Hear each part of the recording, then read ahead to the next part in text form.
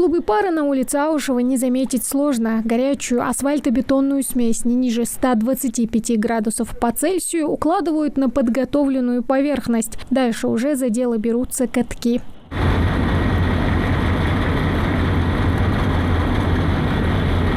Вереница техники и рабочих тянется на протяжении всей улицы, а это порядка 1,5 километров. Дорогу частично расширяют и устанавливают бордюры. Также обустраивают тротуар, которого здесь доселе не было. Поэтому ремонт улицы Аушева радует не только водителей, но и пешеходов.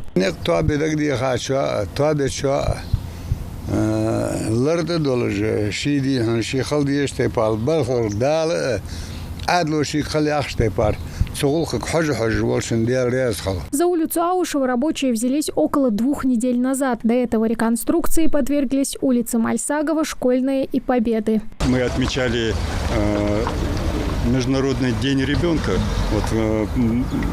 У нас ввод в эксплуатацию этих объектов было приурочено ко дню, этому знаменательному дню.